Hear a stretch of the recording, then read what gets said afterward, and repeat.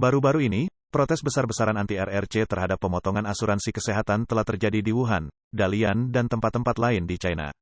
Menurut Da Jiyuan, gelombang reformasi ini dimulai dengan kebijakan Dewan Negara China pada tahun 2021, yang berarti sekitar 70% dari tunjangan kesehatan bulanan untuk individu akan dialokasikan untuk dana asuransi kesehatan umum bagi masyarakat awam. Hal ini membuat mereka tidak dapat membeli obat. Jika ingin menggunakan asuransi, mereka harus pergi ke rumah sakit dan mengeluarkan sejumlah uang untuk membayar asuransi. Pada tanggal 16 Februari tahun 2023, Sohu melaporkan mengapa reformasi asuransi kesehatan diperlukan. Wang Zhen, Direktur Kantor Penelitian Ekonomi Publik Akademi Ilmu Sosial China, mengungkapkan bahwa pada tahun 2022, dana asuransi kesehatan dasar nasional, termasuk asuransi bersalin, memperoleh lebih dari 3,06 triliun yuan, menghabiskan 2,44 triliun yuan, dan saldo saat ini adalah 0,63 triliun yuan.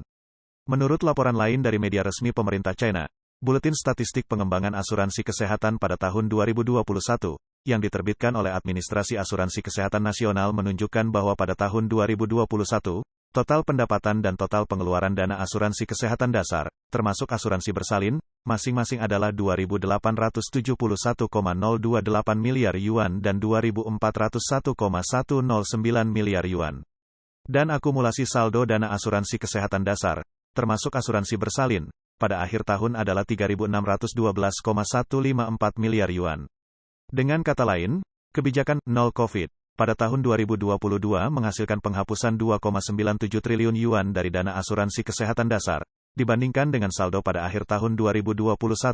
Pada tahun 2022 saja, 82% dari dana asuransi kesehatan dihapuskan. Mengenai hal ini, seorang netizen mengatakan, kebijakan nol COVID telah mengakibatkan dana asuransi kesehatan masyarakat menjadi nol. Komentator independen Chai Sen-kun mentweet, para pensiunan di banyak tempat telah turun ke jalan untuk memprotes, menuntut untuk mempertahankan manfaat asuransi kesehatan mereka yang semula. Saya tidak tahu berapa lama perjuangan ini dapat bertahan, atau apakah pemerintah setempat akan menyerah. Kampanye nol COVID yang berlangsung selama setahun-tahun lalu hampir menguras dana asuransi kesehatan dari pemerintah pusat ke pemerintah daerah. Keuangan daerah tidak memiliki uang untuk mengisi lubang hitam asuransi kesehatan yang sangat besar ini, sehingga mereka hanya bisa memotong asuransi kesehatan warga biasa tanpa pandang bulu. Investasi besar-besaran sebesar 23 miliar yuan di Provinsi Shandong saja untuk membangun kabin persegi karantina dengan kapasitas 200.000 orang merupakan contoh bagaimana pemerintah di China menghambur-hamburkan dana asuransi kesehatan. Netizen menggambarkan situasi kabin karantina saat ini di Shandong sebagai berikut. Shandong, pada akhir tahun lalu, sebelum perintah pengendalian pandemi dicabut, meminjam 23 miliar yuan dalam skala besar untuk pembangunan kabin karantina di banyak tempat di provinsi tersebut, yang setelah selesai dapat menampung 200.000 orang.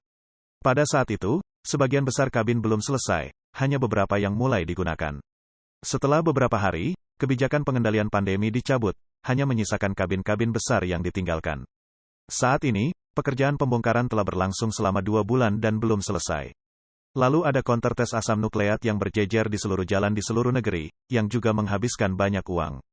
Harga asli dari setiap loket tes asam nukleat adalah 48.000 yuan, hampir 7.000 dolar AS, tetapi sekarang hanya dapat digunakan kembali dengan harga kurang dari 2.000 yuan, 290 dolar AS, sangat membuang-buang dana asuransi kesehatan.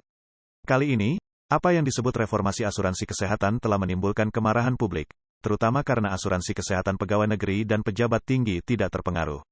Seorang netizen menggunakan metafora yang mudah dipahami untuk perubahan asuransi kesehatan. Reformasi kesehatan itu seperti makan. Sebelum reformasi, setiap orang diberi sebuah mangkuk. Jika mereka memiliki uang di rekening pribadi mereka, mereka dapat membeli apapun yang mereka butuhkan dan makan ketika mereka membutuhkannya. Namun mulai Januari tahun ini, kami akan memiliki kantin yang besar.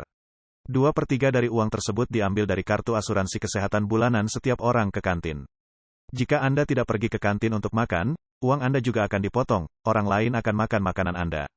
Ketika Anda perlu makan dan pergi ke kantin, tidak peduli berapa tahun Anda telah dipotong, berapa banyak uang Anda telah dipotong, aturannya adalah Anda hanya dapat makan paling banyak beberapa mangkuk, dan harus membayar salah satunya.